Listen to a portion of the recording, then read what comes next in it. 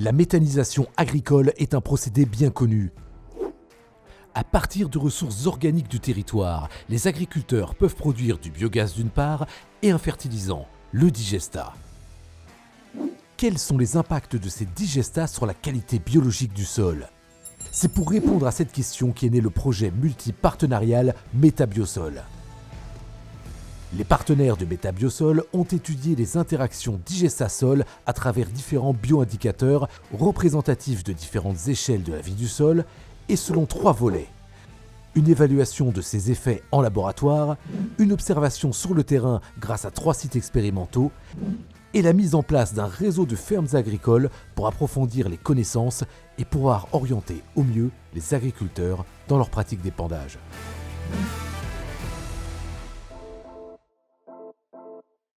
Pour ce premier volet, l'étude d'échantillons en laboratoire, les acteurs de MetaBiosol partent sur 2 hypothèses. Hypothèse numéro 1, les impacts d'un apport de digestat diffèrent en fonction du type de sol. C'est pourquoi, pour travailler, les équipes ont effectué des prélèvements de terre sur 3 types de sols. Un sol limoneux, un sol limono-argileux et un sol plutôt sableux. Deuxième hypothèse, les impacts d'un apport de digestat varient selon la nature des digestats. C'est pourquoi 4 digestats aux textures et compositions chimiques différentes, issus de vraies unités en exploitation, ont été comparés.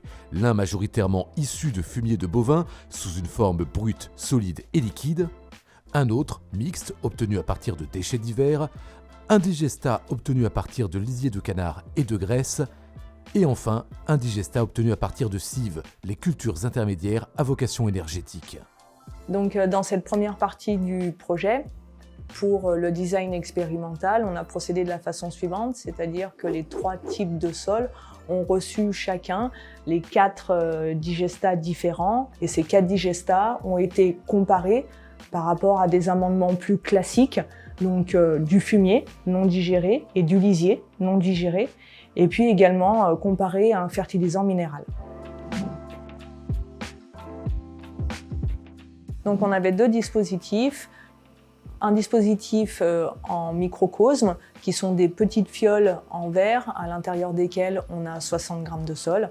Et dans ces dispositifs, on a mesuré tout ce qui était biomasse microbienne, communauté microbienne des sols, les pathogènes. Autre dispositif utilisé, les mésocosmes. Les mésocosmes, ce sont des cylindres de taille beaucoup plus importante qui contiennent un volume de terre beaucoup plus important dans lesquels on a mesuré les vers de terre, les nématodes, la dégradation de la matière organique. Ces microcosmes et ces mésocosmes sont placés 42 jours en conditions contrôlées pour mesurer sur le court terme l'évolution de ces différents bioindicateurs.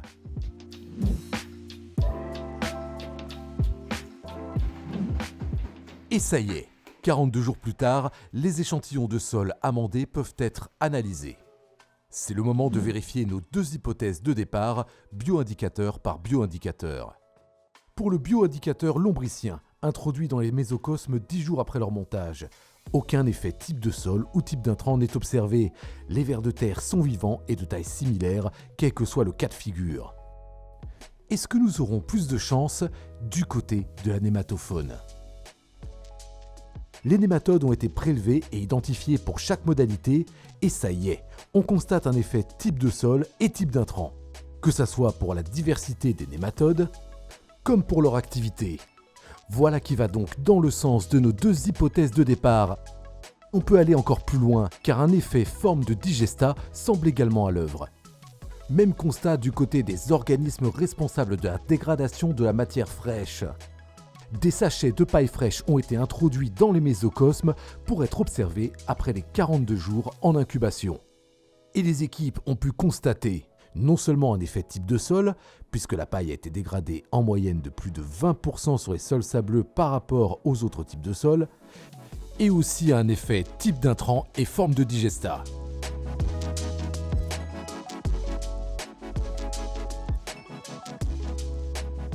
Et du côté des microcosmes, les bioindicateurs vont-ils dans le même sens ?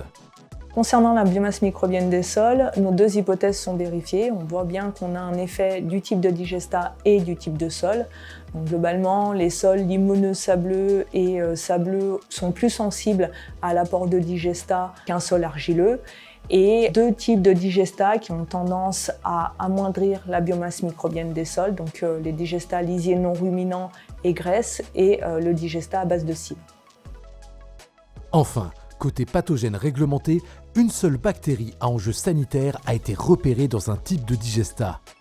Il semblerait que cette bactérie ait été amenée par les effluents d'élevage qui ont été apportés à la station de méthanisation pour générer ce digestat.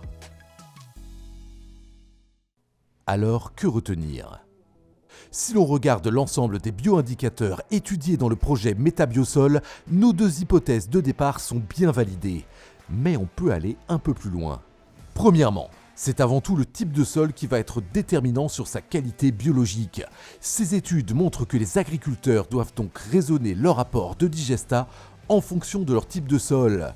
Mais attention, le type de digestat doit également être pris en compte et va déterminer la finesse de l'épandage qui doit être fait. Deuxièmement, ces résultats de laboratoire mettent en évidence des interactions digestat-sol sur le court terme. Pour analyser ces interactions sur un pas de temps plus long, le projet Métabiosol a également mené des essais sur sites expérimentaux et sur un réseau de fermes.